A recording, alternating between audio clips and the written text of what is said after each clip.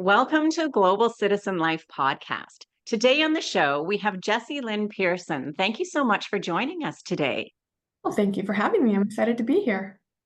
Now, you help people create wealth plans, and you've also thought about moving abroad as well yourself. So, today we can talk about things coming from a variety of perspectives from your experience personally, and then also from the business aspect of it as well.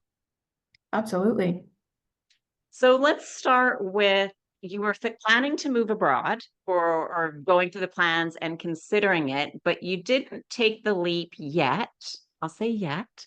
And so, as you were going through that planning process, what were some of the things that kind of popped up or appeared that you didn't think about, or that just seemed to be a little bit harder than initially planned?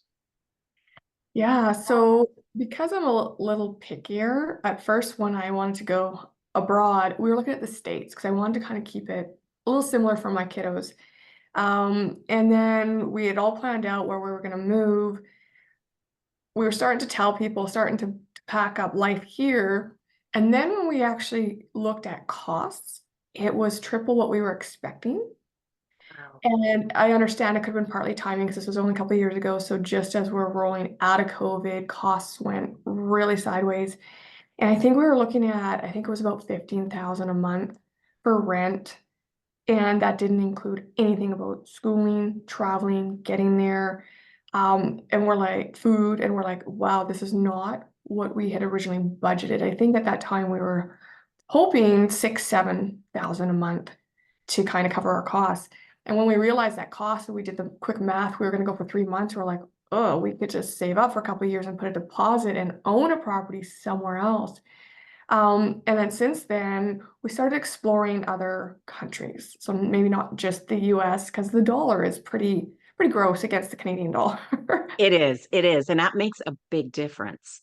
It does. And so we were in Mexico in February. We're going to go to Costa Rica in this coming February, just family trips for a week to 12 days, but to explore the culture and also give my kids a chance to see that everything isn't like it is here in Canada, which is what they're used to. They're 8 and 11, so we haven't done a ton of traveling with them, but to explore the culture, what that looks like, because food changes, right? Mm. So what they think they might like might not exist where we go, and we want to make sure that they're aware of that. And then languages, depending. And then the big thing that we were really exploring was, of course, the education side. So we'd even prep their teachers at that point. We're like, just so you know, they're going to be gone for these 3 months. What does it look for them to exit the Canadian school system for 3 months and then come back in and enter? Like, how does that mark up their record here? How can we still make it so they pass the grade? Is it like homeschooling? And if it is, then my husband and I were like, okay, well, but who?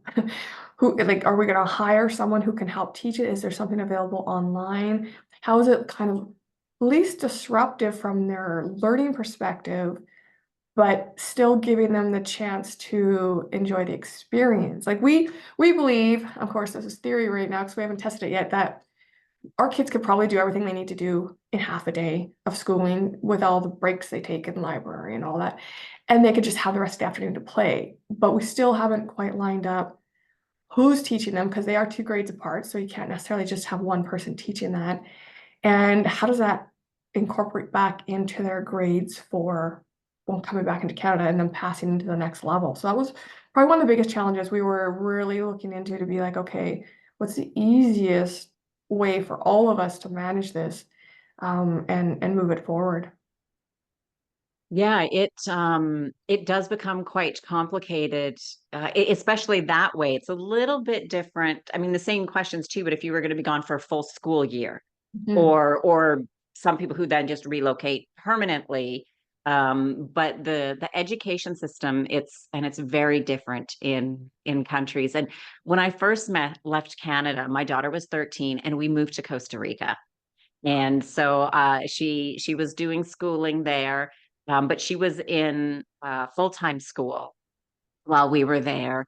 And you're right, like things are different. So we lived just outside of Tamarindo, and at that point there was one Subway in Tamarindo, no other fast food places, which was quite nice. I did like it. But I remember she when we would come back to Canada, she wanted can't remember. I think it was like A&W or something we went to because we hadn't had it in so long. And we're both eating it and we're like, and I didn't really say anything. I was thinking it, but then she said, Mom, this is not nearly as good as I remember. I said, you're right. Like we thought it was good, but once we started eating different foods and having different things, um, things just taste different. Even there, I made this really good salad. It was simple of tomato, cucumber, I think feta cheese, and then a really good reduced balsamic vinaigrette. And we loved it. We ate it all the time. And one time again back in Canada, made the same thing. And she said, what did you do different? Like it doesn't taste the same. And it was just tomatoes taste different in different countries. Cucumbers taste different in different countries. 100%. Yeah, I found that when I first started traveling abroad with cola. It sounds weird, but if you drink a Coke product, it is not made with the same ingredients across countries. And I had a bit of culture shock when I first traveled outside of Canada myself because I was older. I was, well, older being a teenager. Other than the States, when I went to Mexico, which seemed kind of normal, but even like they used different cheese that tasted weird to me, and what they fried their fries in tasted really weird to me. So there is an adjustment from what you're used to. But I think once you're in a place long enough, you now have readjusted to these new flavors. You come back here and you're like, what? Why did I like this? Right. And it's true. It's what is normal. Normal is what you're used to. There is no global normal or even within a country. Like the word normal, the only way that I like to use it is I say my normal because what's normal for me may not be normal for anybody else, right? Exactly. Because it's just it's an interesting word, but the meaning of it really doesn't work. Yeah. And so, with your boys being 8 and 11, how are they feeling about a new adventure, moving abroad, being gone away from their friends for a period of time? Honestly, I'm not sure they fully understand the magnitude of it because there's excitement. I'm going somewhere warm. I'm leaving the country. I'm cool, right? But the first few weeks, I think they'll be okay, but I think they will start to miss their buddies, right? Mm. Especially the camaraderie in class and stuff and that group learning. If we don't put them in an actual classroom, and we are going to consider that as well, but it's not always an option and the language isn't the same. But if we don't, then how do we help them fulfill their social needs? Because they're both very social boys as well, and then they're in their sports and stuff. So I think it's going to be an adjustment period. We do want to try and keep some things. So for example, my babe's in guitar lessons. So we would just shift it to Zoom so he could still have his instructor and still have that relationship. And then come back and still be in it. But yeah, in terms of what to expect, I hope they grow closer as brothers because they kind of have each other and they get what's going on. But my oldest will play with anyone. Like he finds neighbor kids I didn't even know existed in our neighbor, and he brings them over and plays. So I'm not worried about him finding friends. It's just a matter of the norm, right? Grandma and grandpa Right. aren't just down the road anymore for at least a few months, and you can't just go have a sleepover anymore because we don't know people. So there will be some adjustments, but we still believe that the experience culturally outweighs anything we could give them here in Canada. Absolutely. And if we'll just use the Costa Rica as the example, as that's where you're going to go to. I mean, surfing is huge there. And they Yeah. will, get some surf lessons at the beach. They'll meet so many other kids. And depending upon where not in where in Costa Rica that you're going, there are so many expat communities. So they know, right? It's like, oh, I've been there. My kids are new. Some of them do homeschooling, some of them are in school. And there's a lot of really great communities to tap into that help with that adjustment period. And they'll meet other kids too that have gone through it. And so they do have more empathy because everybody that's moved there, they understand. Like it's hard to know what it's like to move abroad and those things like everything we see that people show it's like, oh, it's wonderful, it's great, it's all the rainbows and butterflies, but a lot isn't shown about some of the struggles. and just Yeah. the frustrations, whether it's the communication or going to the grocery store. And we're used to buying certain products. And when I first moved to Costa Rica, I went to the main grocery store, bought the products, and I was spending an enormous amount of money just on food. And I'm like, how is this possible? And because it was more of the expat grocery store with everything, and I had to learn where the locals go to shop and the markets and the different things. And that I say to people too, the first couple months, you're going to spend more than what you think because, you realize it or you see like, oh, you can buy tomatoes at whatever price a kilo or pound in this, but you have to, like, when you know the markets to go to and the stores to go to, yes, of course. But if you're going to the convenient main one that you only know right now, we end up spending more again than what we anticipate. So that budget is really important to know that I always say to people the first few months, it's going to be definitely more than what you anticipate. That's good to know. Hmm. Yeah, I probably cut my grocery bill in half once I realized the other stores and the markets and things like that. It was quite a difference. Wow.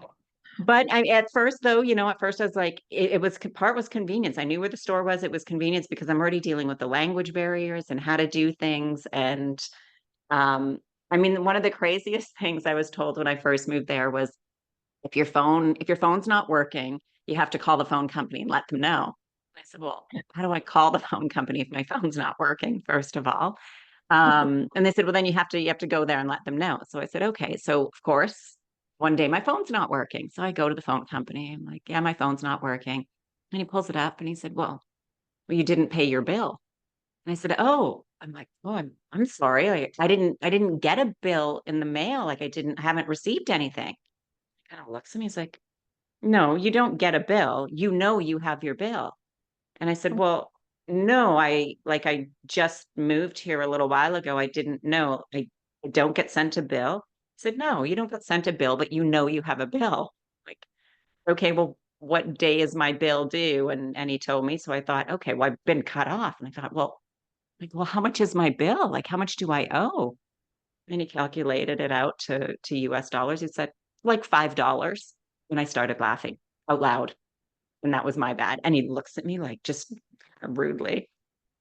And I'm like, I'm sorry. I'm like, you cut off my phone over $5? And he looks, he's like, you didn't pay your bill. I was like, I'm sorry, I didn't get a bill. I didn't know. And I said, can I give you 20 and pay in advance so I don't have to come back next month for $5? I said, no, you come back next month and pay your bill. Like, okay. So that was a very interesting thing for me. And I'm not sure if it's still that way because this was back in 2011. So it was a while ago. But same with the water bill, the power bill. You don't get bills in the mail, don't get sent bills. You just have to know. So every time the power was out, my daughter would say to me, Mom, did you pay the bill? And I'd have to think about it because the power does randomly go out. Yeah. And so sometimes I'm like, yeah, no, I know I paid, I had the receipt. And other times I had to think about it. And then I would have to go to the power company and wait in line and say, I need to pay. And sometimes, yes, I needed to pay. And sometimes they said, no, the power must just be out. So I thought, okay. So it was, definitely very different than Canada. Yes. I agree. We get notices for everything and multiple notices. Yeah, so I just had to remember which days of the month. Like I remember something was on the 10th, something was the 26th.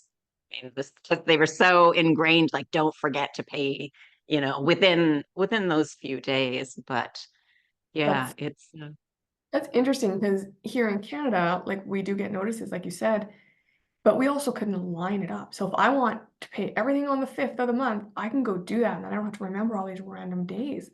But that changes a bit of the mindset of like, oh no, I gotta follow their rules. yeah, yeah. And for me, I thought it was strange, but for them, that's normal. You pay when it's owed, and those are the dates. And I don't know how the dates came up, if it was from like the time that you register. I really don't know because I had bought property there a few years before moving there. And so that was quite different. And then from there, I moved on to Spain and Montenegro, and they're all different. every place, even the Spanish in Spain is different than Spanish in Costa Rica. Costa Rica uses a very formal Spanish, where Spain is more informal, and just some words are different. Just like the English language in Britain or Australia to Canada, that we just call certain things a different name, and that's the same with many languages. That's funny. And so when thinking about dealing with designing wealth to achieve that financial freedom, that time freedom and things, how do you kind of look at it for yourself and your family, and how do you help clients reach those goals of what they want? And whether it's, maybe for somebody who wants to completely move abroad, or they want to be more of those snowbirds that they're gone part-time and back part-time, what what's kind of the big picture of things that you first look at when you're with talking with people? So, we always start with what we call a foundation, right? Like, we're going to start with your why. Why do you want to move? And we want to make sure it's a reason that's going to hold you, because when you do run into situations, and it will happen, are you going to be able to sustain that? And then we work in like with their values, the values with their partner, their family. And then like from a wealth perspective, once we've got your foundation built, we move into, okay, so what is your wealth plan? So for you as a family, well, let's talk about what that looks like. And that wealth plan part of it could be moving abroad, right? And it's different, like you said, for everyone. And same with wealth, it's different for everyone. Some want to retire early, some want to spend more time with their parents, more time with their kids, move abroad, travel, and everyone's different. And so that's why we it's more personalized each time. And we say, okay, now you you build out your wealth plan. Once you know what that plan is, we work with you to get an action plan to get that in place with the wealth. But you need to know your vision, your why of what that is, because that's going to push you through the hard times. Mhm. Because building wealth isn't easy, it's not overnight, and it takes some perseverance. So we want to make sure we understand what your sleep at night factor is what we call it, Right. because after that, we're real estate investors and that's what we're passionate about, but that's not a vehicle for everyone. Mhm. And there are different ways to invest in all kinds of things, including real estate. And so if someone comes to us and they want to invest in real estate, but their sleep at night factor doesn't allow them to be able to manage tenants, for example, we're going to steer Mhm. them away from that real estate type of investment and show them other options. But we want to make sure that it's sustainable and it's stress-free. I mean, there's always stress involved, but not something that you're not sleeping, it's causing issues in your marriage or your family, and that you can actually build your wealth sustainably over time because it's going to take time. And whatever your plan is, like ours is, we wanted two things. We wanted location and time Mhm. freedom, period. And that has taken years to build, right? Even the flexibility to do what we do online so that we can be anywhere in the world. But with that also comes its hiccups. And we realize that too. Is like, okay, if we're crossing time zones, what does that look for our clients? Very important consideration. Huge, because some of the places we originally were considering, my husband's like, Jess, that means you're working between 9 p.m. and 1 a.m. I'm like, oh, that's not happening. I'm like, those aren't my, like, I'm a morning person. There's no way I'm going to be at my best. So we had to readjust to say, okay, well, what do we want to do for work? Right? And maybe it's not what we're doing. And that was when we had contracts in the tech world. Maybe because there's more commitments to your clients that way, but whereas we're coaching individuals and couples to build their wealth, we can be global and just need to be flexible on our time frames. So definitely keep into account that if you do want to move 3 months, 6 months, the whole year, what you're doing is going to be impacted by a time zone if you're keeping what you're doing from the original time zone.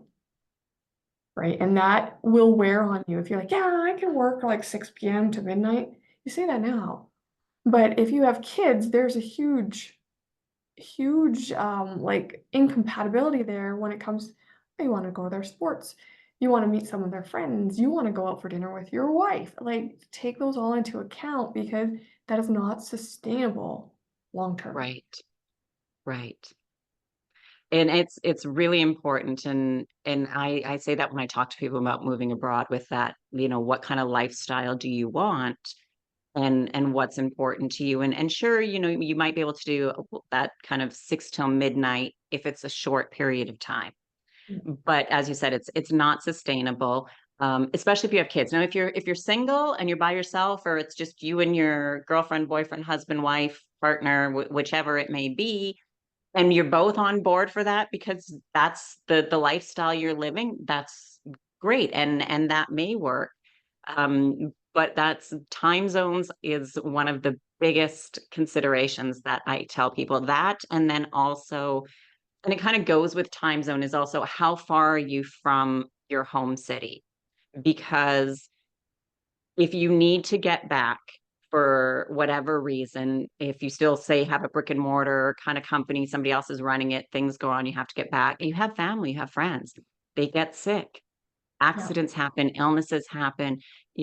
How quickly do you want to or need to get back? How old are your parents? Do you have great relationships where you want to be gone and live your life, but you don't want to take, like when I'm in Montenegro, it takes me almost, it's a full day. I'm up at about 3 o'clock in the morning to be on a 7 a.m. flight, and we'll get back kind of in the evening because it's 8 hours in advance. It's evening, same day, but it's a full day, a minimum 3 flights, and it's far, and it's not for everyone. And so that's also another consideration with that location is time zone. And if you do need to get back, whether it's for an emergency or just, I even when there's no emergencies, I would go back to Canada at least once a year. It was really easy when we lived in Costa Rica. We'd go back a couple times a year because the flight time we stopped in Houston and then up. But in Montenegro, it's a lot harder, and I also then spend more time because I'm thinking I'm not doing that flight just to be somewhere for a week or 2 weeks. Like I just won't do it. But then I spend a month or two in Canada, still work, visit friends, all of that kind of stuff, because then for me then it's more worth being on that full day of 3 flights. Yeah, that was something we considered because back in 2019, we actually looked at Belize, not Belize City, but like an island off Mhm. Belize. And while we loved it there, I was like, there's 3 flights to get here. That is a Yeah. whole day. I said, I'm not doing that for a week or two. Like, there's a commitment here now that if we're going to buy a property here, we're coming for minimum 3 weeks, if not preferably 3 months, right? But you're like you said, if there's an emergency and I got to come back home, it's a full day back. And it's things like that where it's like, okay, so if you're considering buying a property outside of Canada, like a vacation type property, take into account like, do you plan on going there for 5 days, several times a year? Because it's not worth multiple flights for 5 days. Like it's exhausting to recover from your flights, right? So you Hmm. want to make sure it's a short haul flight. Yeah. But if you can go for 3+ weeks, then maybe it can be longer and you take that into account. But in the beginning, the excitement can sometimes get you, and you're like, yeah, I'm gonna buy a property in Belize, and then you're like, oh my gosh, like 5 days, I lost two in flights. It's not a vacation. So I Right. want people to Right. take into account wherever their destination is, understand that time it takes for travel, because it does weigh on you, and then how long you can be gone. Because if you want to go often, probably a shorter haul flight is better. If you can go for a long period, long haul's okay. Right. Absolutely. And then of course with that, there's an expense to it. Yes. And depending upon where you're going and how you're getting there, yeah, I mean, some flight plans are cheap. When I was first in Costa Rica, it wasn't very much to get back and forth, and there were lots of seat sales and things like that. Now, for me in Montenegro, it's completely different. There's not really a lot of seat sales, and with everything being said, for people who don't know Montenegro, Montenegro is in Europe. It's north of Greece. We have Greece, Albania, Montenegro, then Croatia. And so then it's also east of Italy. The country is very small, and the population is only about 650,000 people. So very small. So therefore, they're not, there's quite a few flights, but there's a reasonable number of flights, but because with 650,000 people, there's quite a few tourists and stuff. But it's not like going to New York or Toronto, Vancouver, LA, like not even close to that. So the expense is a little bit higher because there aren't, the thousands of flight options to get to different places. Like I know my flight plan is always from Podgorica to Vienna, always. And then from Vienna, it depends. It can usually be Vienna, then somewhere in Germany, usually Frankfurt, and then direct to Calgary. Sometimes that Germany one might be a little bit different because then amounts can change, but it's still always three flights and it's always initially to Vienna and then out. Um, and it's a lot, and then it's the expense every time as well. And for a family, like for me, it's just me, so it's an expense. It's just me. um I do recommend to people like don't travel the way I do and do things the way I do, because for me it is just me, so it's easy for me to just up and go and move and do things. But when there's others involved, it's a lot more to think about. And for you, for a family of four, like that's times four. And Mhm. then even just the stress of the day of just like packing everything and just going through security. Oh my, it gets so old. I hate going through customs and security. It's like unpacking, take stuff out, redo it, and then times four of you to do it. It's Location is a big deal. And with all of this being said, though, I also want people to realize, though, you have to think of where you are in life right now. Right? We have chapters to our life. Like my other chapter before was when my daughter was growing up. She's 26 years old now. So I mean, I'm in a completely different chapter, right? And then as I get older and near retirement age or something, I'll probably be in a different chapter. And I plan to live till I'm really, really old. I've said since I was a teenager, I was going to live till I'm 120. People said I was crazy and stupid back then. Now I'm like, really? It's possible. I just knew. But there's going to be different chapters there too, because when I'm really old, I want to think about weather. I don't want to slip on the ice and break a hip, which Yeah. is a common thing in Canada. And who's around me? Who's my community? Which is another big thing people need to think about. It's great fun when we first start traveling and moving and meeting people, but after time, we really need to have community. Yeah, and I would imagine when you're older, you also don't want to be doing 3 flights to get somewhere. That's Right. like exhausting. And then medical, right? Medical is a big thing as you get older. You need accessibility to it, right? But yeah, no, I agree. Some great things you got to think about is the chapters. And like you said, I got two young boys. I mean, thankfully they're not toddlers anymore, so we don't have to carry them and all their stuff. But they're Mhm. still, what's the impact to them? Like, imagine 3 flight full day. They'd be like probably a little cranky by the end. And just because it Mhm. had those emotions of like boredom and flights and then unpacking your bag and going through customs for the third time. And you're just like, right? And so you're not just managing yourself. You now got these little guys who, especially if they're not used to it, they're like, what is going Mhm. on, mom? Like, why do we have to do this? And now you're explaining, and that's fatiguing on the family as well. So yeah, I would definitely take into account your kids' ages and health and maybe I don't think attitude's the right word, but, like, how much they can endure in a Well, day. because yeah, and I think attitude a little bit, not in a negative type way, but some kids don't do well with change. Yes. Like, and so to go through all of that, even kids who do well, it's still quite a bit. Yeah, yeah, and then you're taking them to a location where it's not familiar.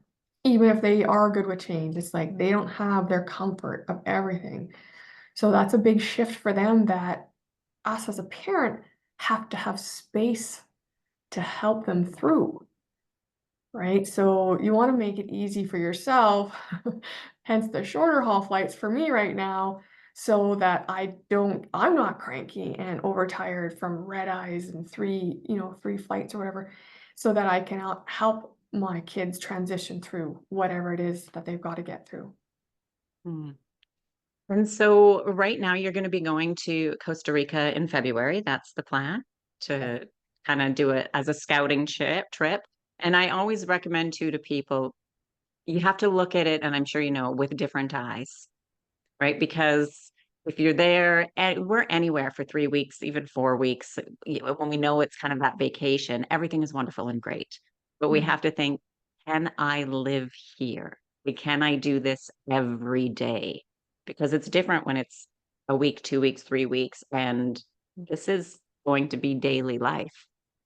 Yeah, and you made some great points, right? It's like, okay, well, is my power gonna be on? Especially if you're working remote and you have an obligation to a client, and then it's like, oh, sorry, my power just cut out. These things that you maybe can't predict, right? So take that into account with whatever work you're gonna be doing, paying your bills differently, food's different. So taking that all into account on top of if you plan on maintaining what you call your normal life here. It Mhm. might not be possible. So gotta be open-minded to be like, okay, well, I can't work my typical, 8 to 3. Over there, it's gotta be different hours or people just don't work. I remember 2007, I think it was, when I was traveling through Spain, when things shut down for siestas. It's like, well, in Canada, that doesn't exist.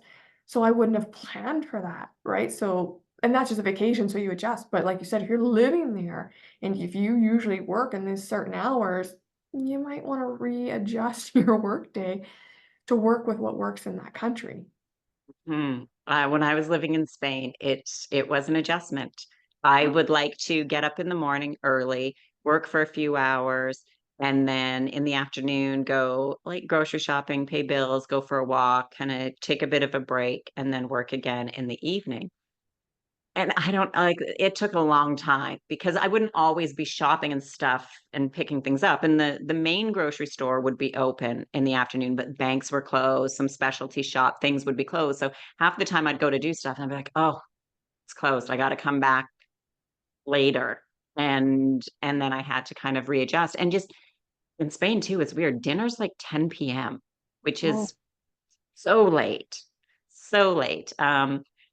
I didn't really fully adjust to that. Because I would eat at home, so of course then I would eat earlier. But when I would meet friends, um, I would kind of call it my second dinner. So I would have something light around 6, 7, 8ish at the latest is when I eat. I try to not eat after 8, and then if I would meet them, I would just have a little bit. But their dinner though, they don't eat a lot, right? It's more the tapas sharing. It's not like in North America where we sit down and we have a huge meal. Their biggest meal is lunch, and then dinner is smaller. But yeah, Spain culture is completely different from North America. And just to jump back as we talked about the food, like even the food in the grocery stores, and I've been seeing some stuff on YouTube within the United States, in their government saying, how come we have like these 12 ingredients in Heinz ketchup here and there's 4 in the European one?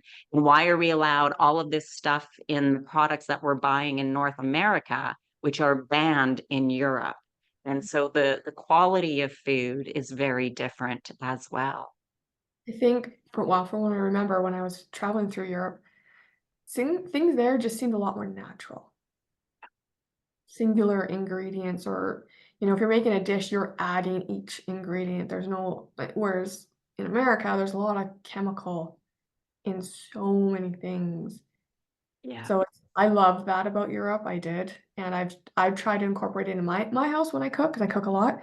But yeah, it's not easy when no, I wasn't. I was raised on a farm, so it was mostly natural. But when I'm watching others, and it's like just pulling stuff out of the freezer. It's all pre-packed, pre-made. You just heat it up. It's like, you know what you're eating? There's a cost for convenience. Yes. There's a cost, and we can look at it in some situations, the cost is money, right? We pay more money sometimes for things that are convenient, but in a lot of things, especially with food, the cost is our health, which then costs us more money in the fact of dollars and more money in time, which if we're sick and we can't do stuff, time, not only financially, but I feel that time is our most precious asset. It is. However we spend our time, whoever we spend it with, we're giving them the best thing that we can give, and that's our time. And if we're not taking care of ourselves and eating healthy and doing good, then we end up sick and we lose time. There's a huge cost factor, and part of our program includes that, like the wealth side. And it's like, so because when you're planning, obviously it's not just for tomorrow, it's for the next 10, 20, 30 years. And who you are today is not who you'll be in 10 years. Aging happens. And when we're in our 20s and 30s, we're like, we can conquer the world. And I learned this one the hard way after I started in my 40s, when life started shifting what I can and can't manage in a day, and impacted my health, which impacted my income because I couldn't work, like you said. And I mean, gratefully, we have healthcare covered in Canada, but in the States, healthcare is expensive. And so, like, we talk to people when we're saying, like, take into account long term what you can actually do for building your wealth. And because if people are relying on just their day job, so money paid per hour, that's not sustainable. You need your money making money for you. You need passive income. And so, like, we focus on a lot of different areas in that aspect because people don't realize it, unfortunately, until it's almost too late, that you've used your incredible health to build some of your wealth, and now you need that to buy back your health. Like, it's a Yeah. crazy Yeah. cycle. And if we can educate people earlier, we can help them, like, change their perspective and their schedule to make it more of a balance, so they're not giving up so much sleep, too much stress that causes long-term things that people don't realize, like cancer, diabetes. Because when those hit you, generally you're not reversing a lot of that. Or No. there's, even if you can get, say, over cancer, there's still damage done, Oh, yeah. right? You're not back to your 20-year-old self. That's not going to happen. And people don't think of that. So there's one of the many things we bring to awareness in our programs is like, okay, have you looked at long-term sustainability of what you're doing and how you're going to build your wealth without it having to be your manpower all the time? Right, absolutely. And I mean, just on that, so I'm in the States now and I'm here longer than anticipated. And I had a bit of a stomach issue a few months ago. And it was just a one-time thing, but I was like, oh, it's just not, I'm not 100% back. Like it's just, and then I had a couple kind of one-time issues again. And almost 2 weeks ago, I ended up calling a girl that I know here, and I'm like, you need to bring me to the hospital or the clinic or something. We first went to urgent care. They did some blood work, and then a few hours later, I called. I'm like, I need to go to Emerge, and I was admitted, and they said to me, they're like, yeah, you're not going anywhere. You're having two emergency surgeries tomorrow. Yeah. So I had a stone stuck in my bile duct. So they had to go in and remove that. So that was kind of I call it a minor surgery because they say they do so many and took it out. And then in the afternoon they took out my gallbladder as well. So, but because I waited so long, they had to put in a stent into the bile duct. So now I need to have another surgery in 3 weeks to have that removed. So if I would have had it taken care of initially, but the first time I was just like I thought I maybe gave myself food poisoning or something. Like, and I say it because I cooked the food, right? Like I wasn't out, but I was really sick, but within about 24 hours it went away. So I just thought, okay, but my stomach was never quite exactly the same after, but I just thought, okay, well maybe, maybe because of what I ate, there's something I'll wait to go see my doctor when I get home. Like because it's not bothering me. But yeah, and so of course, because I'm me, I say to the surgeon, I'm like, well, can't you wait to take the gallbladder out? Like, I want to have it for a reason. And he said, no, he's like, we need to do this now because otherwise there's this thing called pancreatitis and sepsis, and then you can die. I was like, okay, I guess, I guess I'm getting it done. And that is something like that, like with the gallbladder too, like that's something that happens quick. Yeah. It's like looking back when I ate that when I was having that stomach issue, that was the very first. And I probably should have had those surgeries then. But as time, it passed, I was like, oh, I'll be okay. And I'm in the States. I'd rather wait till I get home and, all this stuff that I'll be okay. I'm fine. I've been so healthy all my life. It's not going to be a big deal. Well, as we get older, Yep. things change and unexpected things happen. I mean, thankfully, I went in, they were great, doctors were great, got it done. Feeling great now. But I mean, and that was one thing that I was lucky. It could have been, what if I was in a car accident, right? It's possible. And when I was in, like my 20s and 30s, I'm like, oh, I'm fine, I'm healthy, nothing ever happens, I'm all good, and we kind of think we're invincible, and but we're not. So looking at healthcare, whether it's travel healthcare or for people who live internationally, you can get Nomad Insurance is a great company that can do plans for kind of where you live as your base and then places you travel to. And so you can kind of they have it where you can kind of pick and choose countries. And I had a lady on the podcast. She's amazing. Her name's Ali Mona, and she's got 4 kids. Um, and they pay quite a bit for their healthcare, but she's like, I sleep well at night. Yeah, She's like, that my healthcare covers us everywhere in the world. We're originally from the US, so we've got the US included. That's why it's more. But she says, I go to bed knowing that when I look at the worst case scenario, all 6 of us are in a car accident. We're all unconscious, unresponsive, ICU. What can we manage as a payment? And what makes me sleep well, knowing that if anything happens, worst case scenario, financially, we're going to be okay. yeah, that comes back And to we that could, factor I mentioned. Like we talk about for investment, but it's not. It's for covering your mortgage. It's for taking care of parents because that's becoming a bigger and bigger conversation, right? With the baby boomers aging out, it's like we're calling a sandwich generation where I've got young kids and I've got aging parents and I'm managing both. It's like, what's my sleep at night factor? How much money do I need if tomorrow I had to suddenly stop all my work and go take care of one of my sick parents? Right? So the right. overnight factor is huge, whether it's your own medical, your parents, your kids, your investments, you're paying for your mortgage, proper insurance. Like there's health insurance, but then there's also, of course, disability, critical Mm. illness, like life insurance. Is my family taken care of it? Should I just leave tomorrow? Kind of a concept. And so, yeah, that sleep at night factor is huge. The stress it takes off you. Right. And those are things to really look at too before moving, because with for North Americans to get, say, like life insurance and disability insurance and stuff, as long as you're still living in North America, no problem, and you can usually still continue with it. And of course, you have to read the fine print of every policy.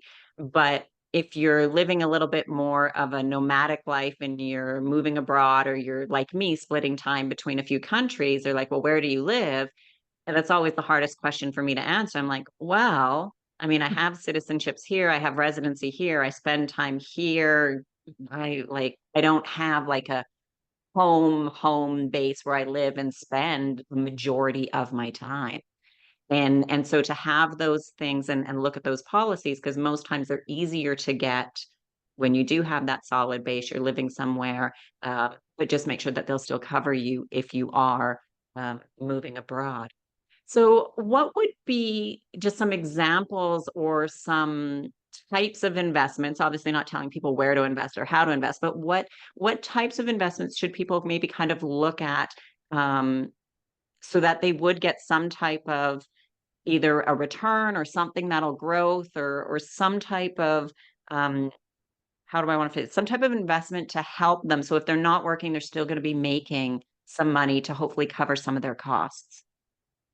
So that's a great question. And again, depends on how much work you may or may not want to do.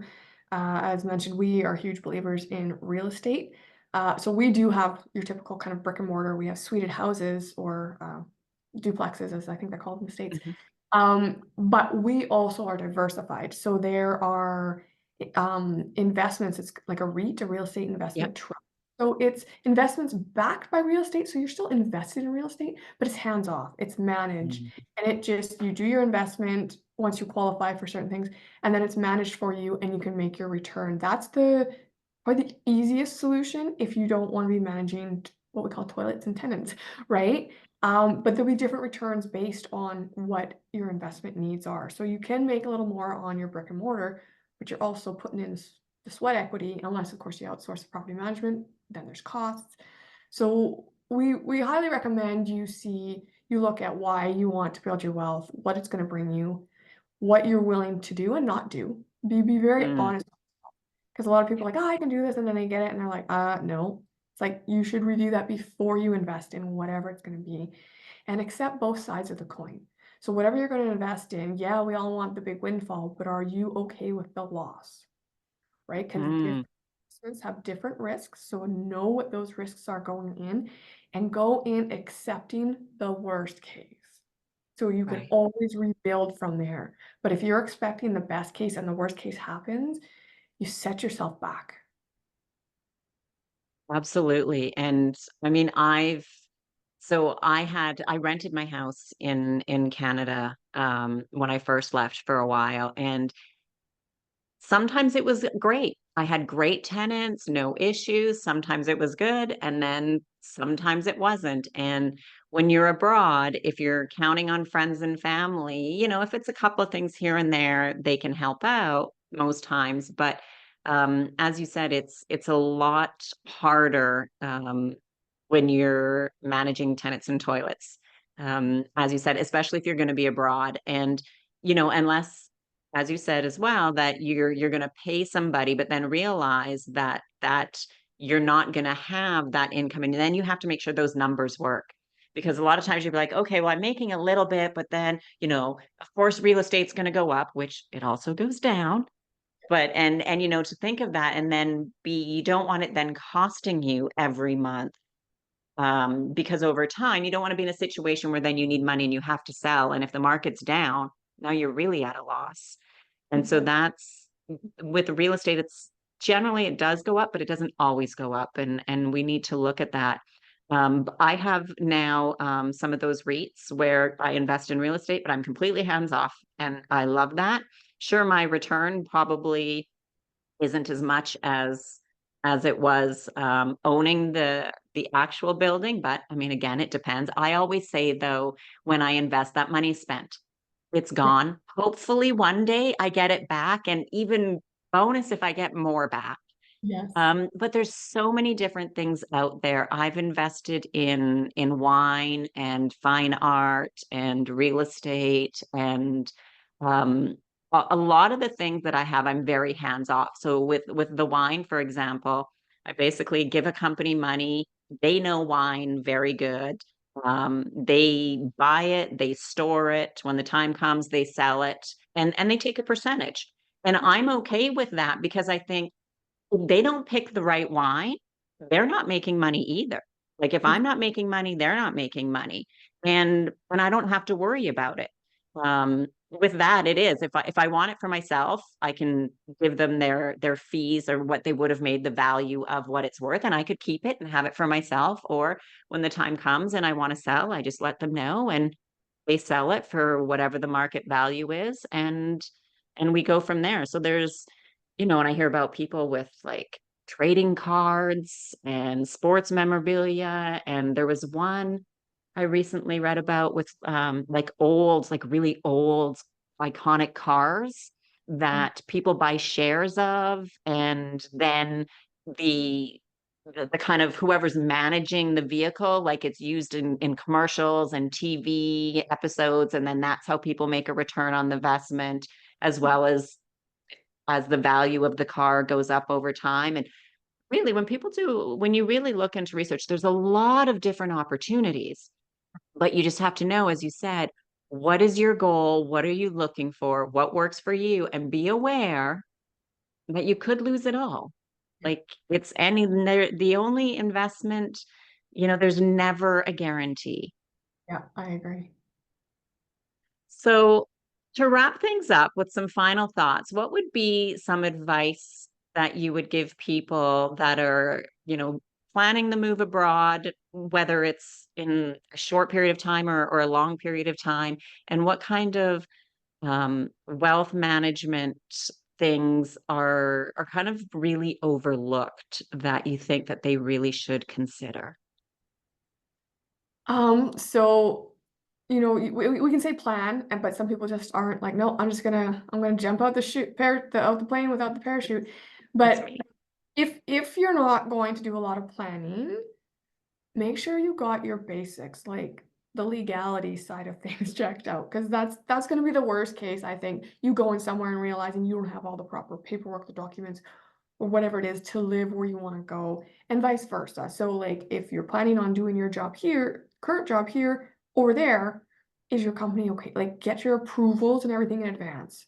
Otherwise, that could make your whole situation just go sideways. Like even if you don't book, look around for the right location or book the right property, those are things you can adjust. But your job, your income, you don't want to lose because of something you could have avoided in advance. And same with, you don't want to lose your opportunity to go to whatever country it is because you didn't get all the proper paperwork or visas or resident, whatever it is you need for the length of time you're there. So make sure you do your due diligence, bare minimum there. Obviously, if you can do more research and figure out, like you said, like your costs up front.